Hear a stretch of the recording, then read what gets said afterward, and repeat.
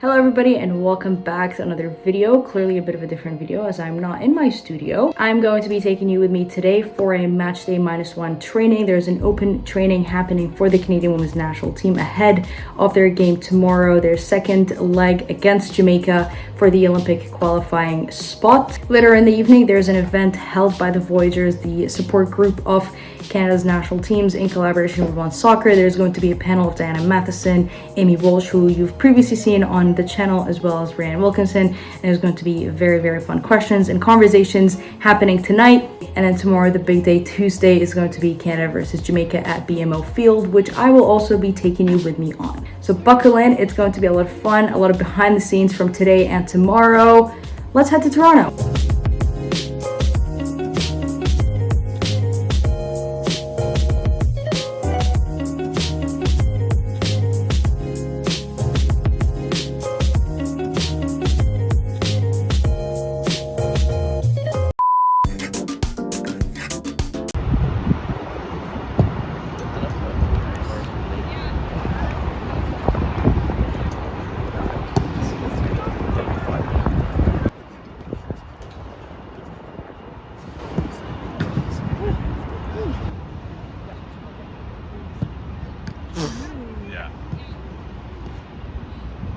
Did I call it?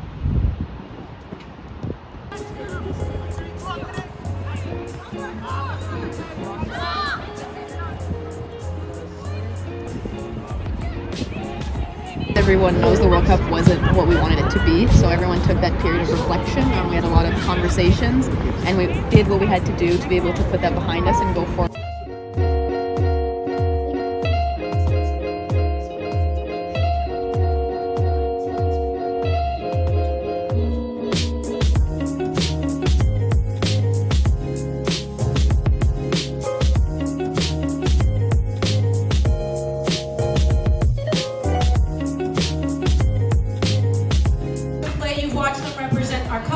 Watch them do this country proud. So it is my honor as well to introduce them. Let's bring in Amy Walsh, because she's standing there first and she has the other microphone. Come on over, Amy Walsh.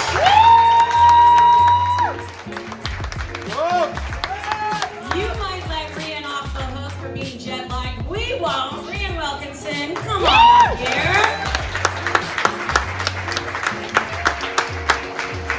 And let's bring in the lady who is the head of Project 8 as well. We all know scored that goal to give Canada the Olympic bronze, which is pretty amazing. Miss Diana.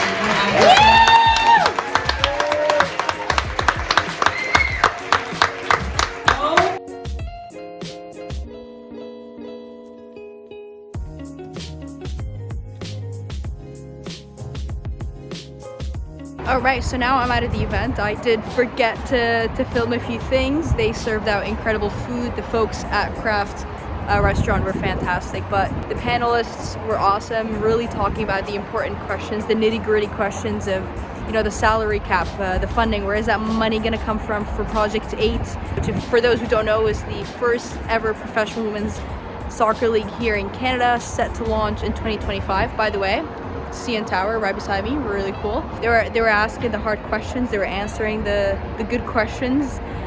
You know, where are we gonna get that infrastructure? All those good questions were answered. Diana Matheson, Ryan Wilkinson, Amy Walsh, we are very lucky to have those ladies as the leaders for Project 8, for the league that's gonna finally come and foster all this talent in Canada, keep the talent in Canada. We've had enough years driving away the talent. I think the nation has suffered enough without a league for this long, so it's finally happening, and it's happening with great leadership. You know, it's a shame that it had to take a person like Diana Matheson to go get a master's of business degree here at Ontario University, but if that's what it had to be, it had to be. And I think, again, we're very lucky to have the folks that are in place taking care of Project 8. Monday night being concluded as I head back home. Tomorrow is the big day. Actually, really funny, BMO Field's right behind me, right there. So BMO Field, the calm before the storm, you could say, as a sold out BMO Field loads up tomorrow, expecting to see around 28,000 individuals in there. It's a sellout. It's really exciting. We saw the players train. We saw Beth Priestman and Adrian Leon at the press conference today earlier as well. So it's going to be a great one tomorrow. I'm excited. And yeah, I'll definitely see you guys tomorrow for the big day.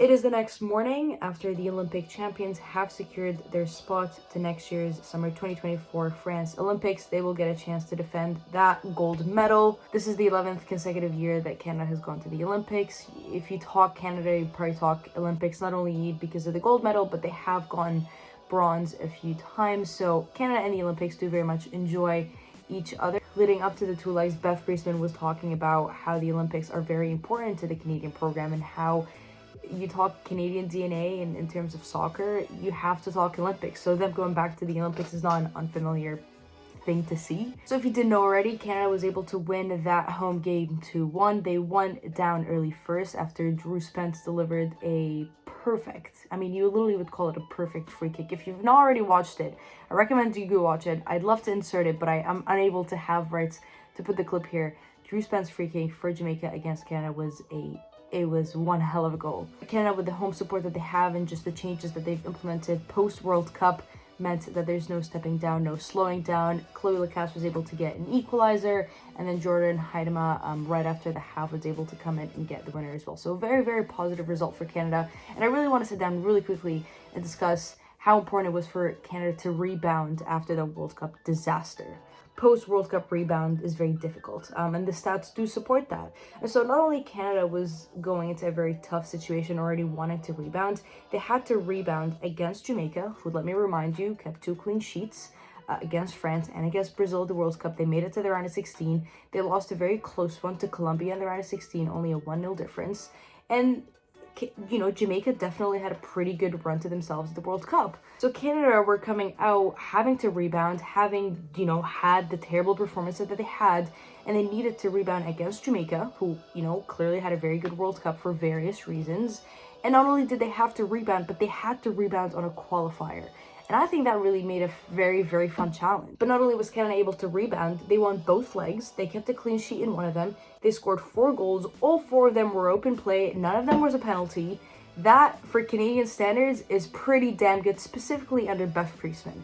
There were a lot of concerns surrounding Beth Priestman. How is it that this manager came in, almost got thrown into the Olympics, won gold, and then in just under 24 months later, she's crashing out of the World Cup? Understandably, there was a lot of questions, and she had to go to the drawing board. And what I really loved for Beth Priestman in the press conferences is she was very brutally honest that, yes, from the second that World Cup ended, this was the priority. We did a lot of thinking, we did a lot of reviewing, and what I was really happy to see is we saw a lot of those changes. Now, this is not to say that Canada had a perfect run of 2 games. There was some sloppy moments, there was some kind of shaky moments here and there, but as an overall performance, you've got to be very pleased, and you also have to be very pleased with the football that they're playing.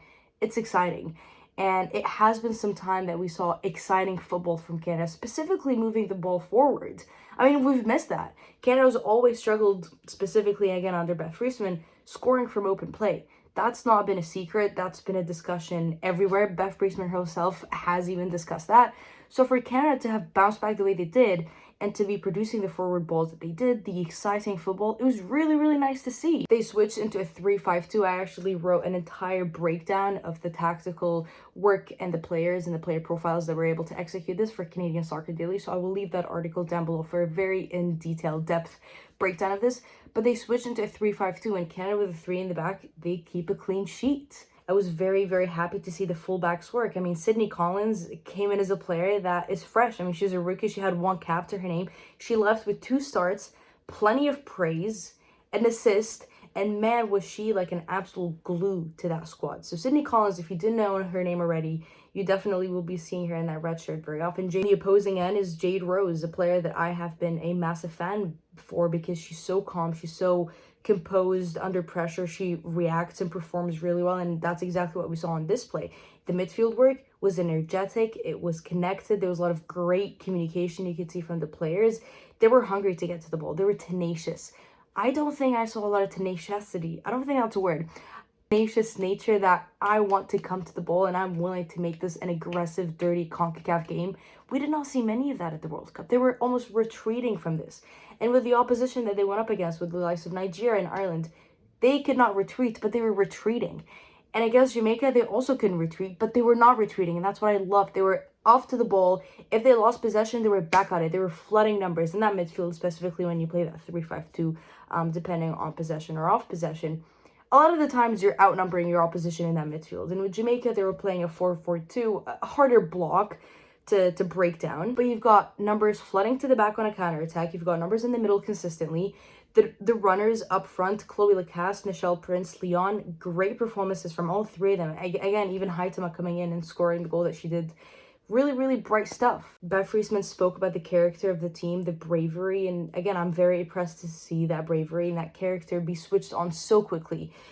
This is not to say that they're going to go and win the Olympics. It's going to be much harder than it was last time, and if anything, it's going to be extremely, extremely hard to podium, let alone defend that gold medal. They cannot get carried away by the fact that we just did, this incredible rebound in front of a home crowd, X, Y, and Z. It's going to be different. The Olympics is different. But what I also do like is that Canada know the Olympics pretty damn well. But an overall great rebound, great reaction from Canada, exactly what they needed to do. And I was very happy to have this game happen at home. It's been 15 months since this team played at home.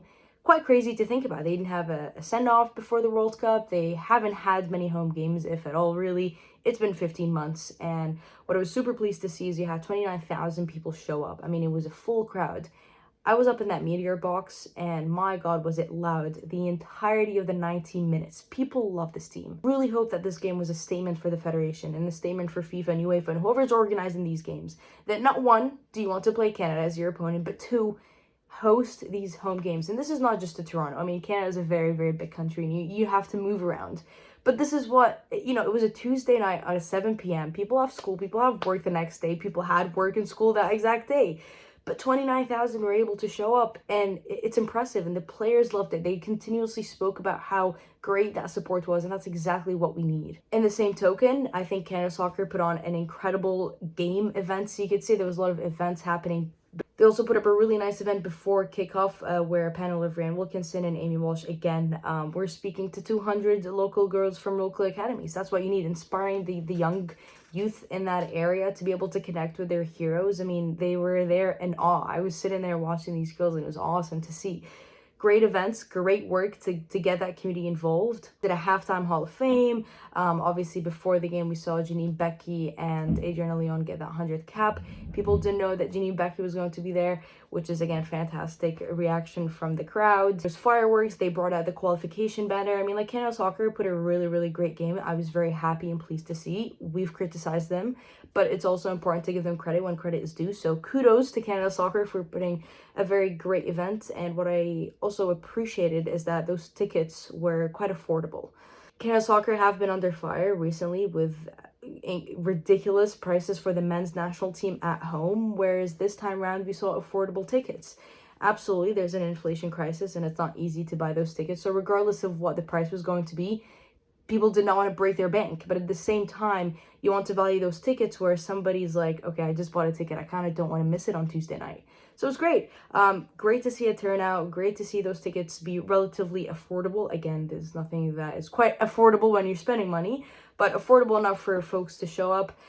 Fantastic. It was really fun to see the home crowd enjoy the team. Again, I feel like Canada had a very sad World Cup. I don't think you really watched them and were like, yeah, they had a good time. To see the players enjoy themselves, enjoy each other, the fans, their family, it was awesome. And to do that in front of a home crowd, it was fantastic. Let me know your thoughts on Canada. Again, I'll be leaving my deep analysis of them down below, my article.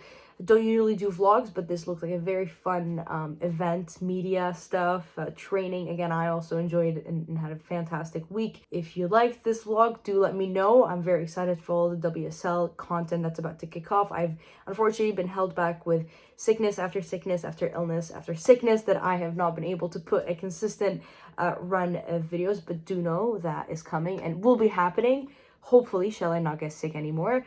But otherwise, let me know what you thought of the vlog. Plenty of content coming up ahead. If there's anything specific you want to see, any collaborators you want on the channel, do let me know. This is consistency that you saw after the World Cup was just because I was not feeling too well. Regardless, plenty of football to watch, and I'm very, very excited to see what this season holds, what the season brings, what the Olympics bring next year. All of it will be incredibly, incredibly fun. And as always, to stay updated and to continue enjoying the beautiful game, make sure you subscribe to me on YouTube and follow me on Twitter. And I will see you later.